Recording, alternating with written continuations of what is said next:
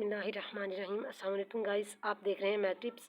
8 अगस्त 2024 को होने वाला lecture maths paper by FPSC, जिसका मैथ्स पोर्शन हम डिस्कस कर रहे थे क्वेश्चन नंबर 1 to 30, जो कि हम डिस्कस कर चुके हैं।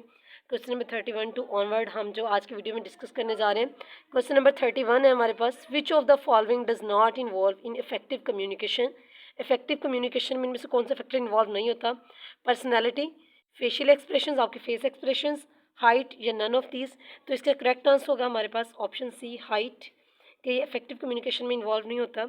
नेक्स्ट क्वेश्चन नंबर 32 है, if F of x less और equal to H of x less और equal to ji of x.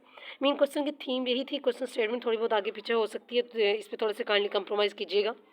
F of x is equal to, ये लिमिट एल की इक्वल है, is equal to ji of x, then l less than h of x less than L.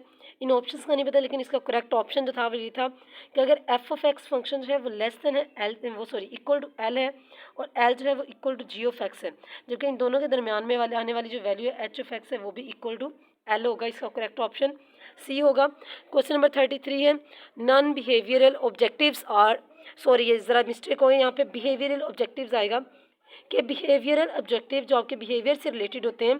तो इसका correct answer था observable and मयरेबल। इस तरह से हमारे पास ऑप्शन थे इसमें, नॉन ऑब्जर्वेबल इमयरेबल, या नॉन ऑब्जर्वेबल मयरेबल, या इमयरेबल ऑब्जर्वेबल। तो इसका करेक्ट आंसर जो बनता है वो ये है कि बिहेवियरल ऑब्जेक्टिव्स हैं, ये नन नहीं आएगा यहाँ पे, ऑब्जर्वेबल एंड मयरेबल। नेक्स्ट चलते हैं क्वेश्चन नंबर 34 की तरफ। क्वेश्चन नंबर 34 है, if a set has 2 points, अगर किस सेट के अंदर 2 पॉइंट्स हैं, then how many topologies are possible. Let कर लेते हैं कि सेट जो है जिसके अंदर पॉइंट्स ए एंड बी हैं, तो इस पर 4 टोपोलॉजीज पॉसिबल होंगी। फर्स्ट जो है indiscrete topology, phi and X. Next जो हम ये लिख सकते हैं फाई ए सेट, ठीक है, ये एक ओपन सेट ए ले लिया, एंड एक्स, ठीक है, एक ये सॉरी यहाँ पे ये एक्स पे ये लगा, ये एक टोपोलॉजी पॉसिबल है। इसी तरह से कर सकते हैं हम लोग फाई बी एंड एक्स, एक ये टोपोलॉजी बन सकती है, और एक इसमें से बन जाएगी हमारे पास जो है डिस्क्रीट टोपोलॉजी, जो कि कंप्लीट पावर सेट पे मुश्तमिल होगी, इसकी phi a b and x, ठीक है। तो इस तरह से इस पर टोटल जो है 4 टोपोलॉजीज जो है पॉसिबल है, जो कि 2 पॉइंट सेट में हम लोग डिफाइन कर सकते हैं। करेक्ट आंसर होगा इसका option number B. Question number 35 है, in a topology clear of A B is, A B का क्लियर ऑप्शन गिवन था इस तरह से ओपन सबसेट के फॉर्म में या क्लॉज, तो ए बी क्लियर इक्वल होगा इस तरह से, इसमें स्क्वायर ब्रैकेट लगा देंगे। A b clear mean a और बी भी, और इसके लिमिट पॉइंट्स भी, are limit point of A b और ए बी खुद भी, तो इसका हो जाएगा a b clear. Question number 36 था, good communication skill involve height, clarity, complexity, या नन ऑफ दिस। ये भी कम्युनिकेशन स्किल से रिलेटेड था, तो इसमें आ जाए गुड कम्युनिकेशन स्किल जो है इसमें होना चाहिए क्लियर होनी चाहिए, क्लैरिटी। क्वेश्चन नंबर 37 इंटीग्रेशन से रिलेटेड था कि differential of cos theta by 1 minus cos square theta. तो इसमें हम लोग फार्मूला यूज़ करेंगे, derivative of sine inverse x का फार्मूला होता है 1/1 minus x square square root. उसके अकॉर्डिंग ये साइन इनवर्स एक्स का फार्मूला, यहाँ पे एक्स की जगह देखें कोस थीटा है कि 1 माइनस कोस स्क्वायर थीटा, और साथ में जो फंक्शन का इसका डिफरेंशियल भी डिफरेंशियल ऑफ कोस थीटा मौजूद है।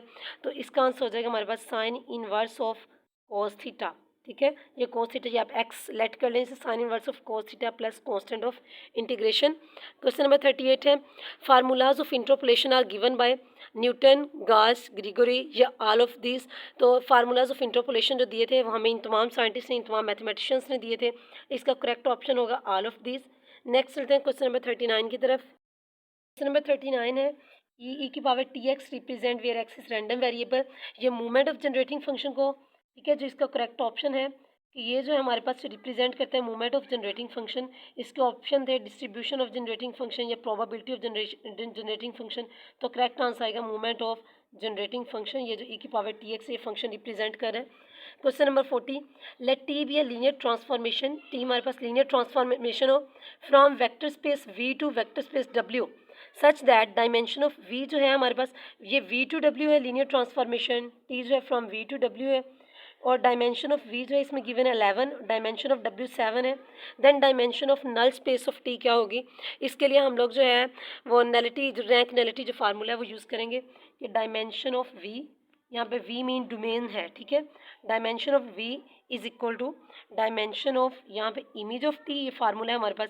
यहाँ इमेज ऑफ टी मीन आ जाएगा यहाँ पे हमारे पास रेंज ऑफ टी। रेंज किस में जाके लाया करिए, वी से डब्ल्यू, यानी वी जो है यहाँ पे डोमेन हो जाएगी और ये इमेज ऑफ टी में लेंगे हम लोग डब्ल्यू की, यानी कि रेंज की जो है डायमेंशन वो लेंगे। ये हो जाएगा plus dimension of kernel of t, और ये कर्नल ऑफ टी जो है इक्वल हो जाएगा यहाँ पे null space of t, kernel of t, यहाँ पे दोनों ये कर सकते हैं। इसे अरेंज कर लेंगे फार्मूला, तो ये हो जाएगा हमारे पास dimension of null space of T हो जाएगा, ये टाइम इधर माइनस हो जाएगी, डायमेंशन ऑफ वी माइनस, जैसे बताया इमेज ऑफ टी जो है डायमेंशन ऑफ डब्ल्यू होगा, डायमेंशन ऑफ डब्ल्यू, डायमेंशन ऑफ वी है हमारे पास 11, इसमें से माइनस कर दें डायमेंशन ऑफ डब्ल्यू 7, तो करेक्ट आंसर हो जाएगा इसका 4, dimension of null space of t is equal to 4।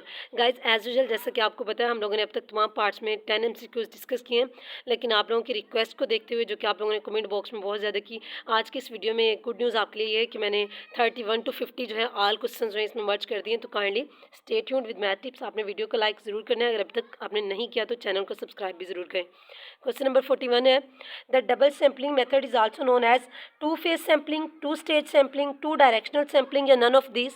Correct option होगा इसका टू फेज सैम्पलिंग। नेक्स्ट चलते हैं क्वेश्चन नंबर 42 की तरफ। क्वेश्चन नंबर 42 है, most important student trait is, student की जो मोस्ट इंपॉर्टेंट जो क्वालिटी है उसके अंदर होनी चाहिए, ओबीडेंट होना चाहिए, हार्ड वर्किंग होना चाहिए, sense of responsibility, none of this है। तो ये सारी के सारी इंपॉर्टेंट है, बट जो मोस्ट इंपॉर्टेंट स्टूडेंट ट्राइट कंसीडर की जाती है वो है सेंस ऑफ रिस्पॉन्सिबिलिटी होना चाहिए। क्वेश्चन नंबर 43 है, how many components of tensor, fifth rank tensor, कि ऐसा टेंसर जिसका रैंक 5 है या फिर यूँ कह रहे जिसका डायमेंशन 5 हो विद ऑर्डर 4, उसके उस टेंसर के कितने कंपोनेंट्स बना सकते हैं। तो इसके लिए फार्मूला यूज़ करेंगे हम लोग कि ऑर्डर 6 इसकी पावर, ये सॉरी मुझे ये कंफर्म याद नहीं है कि फिफ्थ ऑर्डर था और मेरा ख्याल है रैंक 4 था, ये फिफ्थ रैंक जो ऑर्डर 4 जो मेरे पास क्वेश्चन शेयर हुआ था। तो इसे करने 4 की पावर 5 करेंगे, इसका करेक्ट आंसर है वो 1024 the barrel according to the given options. ठीक है, नेक्स्ट चलते हैं क्वेश्चन नंबर 44 की तरफ।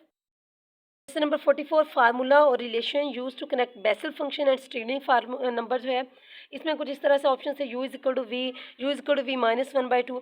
इसका जो करेक्ट जो रिलेशन बनता है जो कि इंडेक्स को एक जगह से जो बेसल फंक्शन से स्ट्रिंग नंबर वगैरह तक इंडेक्स को ट्रांसफॉर्म करने के लिए, चेंज करने के लिए यूज़ होते हैं। करेक्ट ऑप्शन था u is equal to v plus 1/2। देखिए गाइस, मैंने अपनी जो है 100% कोशिश किया कि आप तक अथेंटिक नॉलेज जो है, अथेंटिक जो सोर्स से जो आया है मेरे पास, जो फ्रेंड्स ने, आप जैसे एस्पेरेंट्स ने शेयर किया है, मैं वो पहुंचा सकूं आप तक।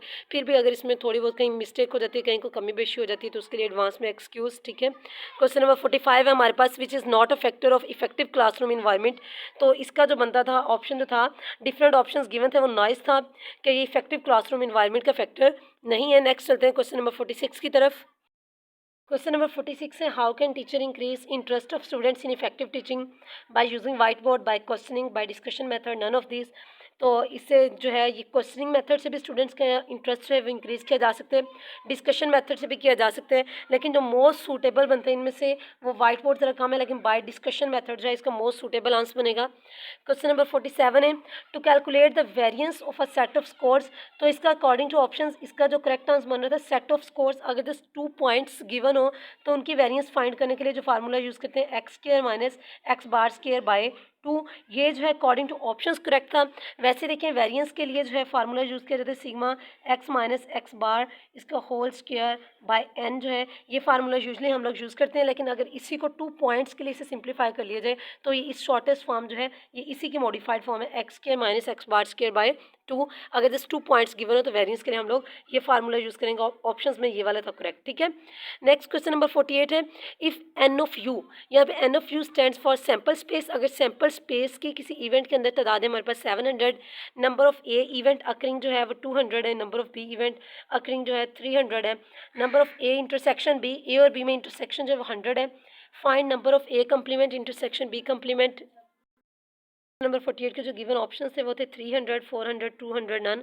तो ये क्वेश्चन थोड़ा सा सॉल्व करने वाला प्रोबेबिलिटी से रिलेटेड था। तो इसे देखिए, इसमें क्या है, नंबर ऑफ हमारे पास जो है a complement intersection B complement का हमारे पास फार्मूला है नंबर ऑफ सैम्पल स्पेस, ठीक है, नंबर ऑफ यू, इसमें से माइनस कर दें number of A union B, ये माइनस कर दें तो ये formula number of A complement intersection B complement का। लेकिन यहाँ पे क्वेश्चन ये है कि हमारे पास number of A union B भी नहीं है, हमारे पास number of A intersection B है।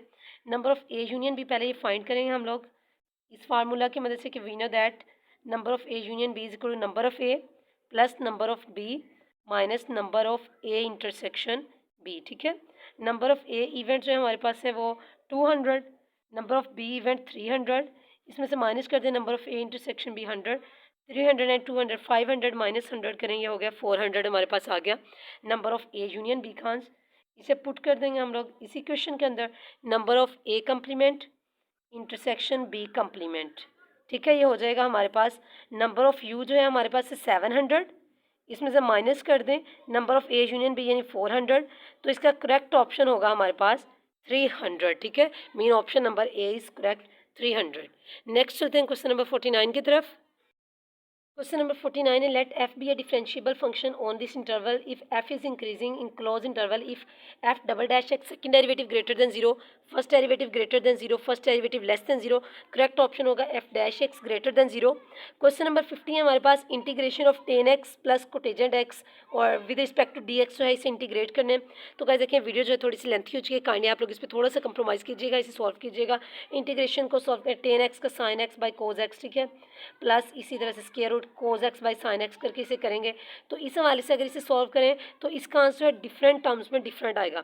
इसका आंसर लॉग की टर्म्स में भी आ सकता है, log of sin x plus cos x, और वैसे भी, लेकिन हमें इनके अकॉर्डिंग आंसर चाहिए। तो मैं आपको बता रही हूँ कि इसका करेक्ट ऑप्शन जो है वो है ऑप्शन नंबर डी है, √2 square root 2 sine inverse of sin x plus cos x plus constant of integration. इसका बेस्ट वे क्या है, आपने इस फंक्शन की जो है इंटीग्रेशन लेके चेक करनी है, आपका ईजिली आंसर आ जाएगा। बहुत सिंपल है, साइन इनवर्स x का आप लोग फार्मूला लगाएंगे 1/1 माइनस एक्स स्क्वायर, ये जो अंदर फंक्शन है इसका स्क्वायर ले लेंगे, ठीक है, इस पे स्क्वायर रूट लगा देंगे। काइंडली आप लोगों ने खुद करना है। इसके बाद फंक्शन का डेरिवेटिव ऊपर sin x plus cos x का डेरिवेटिव, आफ्टर सिंप्लीफाइंग जो है हमारे पास ये tan x square root plus cotangent x square root बन जाएगा। इसका जस्ट आप लोगों ने डेरिवेटिव ले लेना ऑप्शन नंबर डी का। होप सो ये आपका क्लियर हो चुका होगा, ठीक है। अगर आपको ये वीडियो पसंद आई है तो काइंडली वीडियो को लाइक करें, चैनल को सब्सक्राइब करें। अल्लाह ताला आप सबका हामी और नासिर सबको कामयाब करें। मिलते हैं नेक्स्ट वीडियो में इसी तरह एक यूज़फुल टॉपिक के साथ। दुआ में याद रखिए, तब तक stay tuned with math tips. अल्लाह हाफिज़।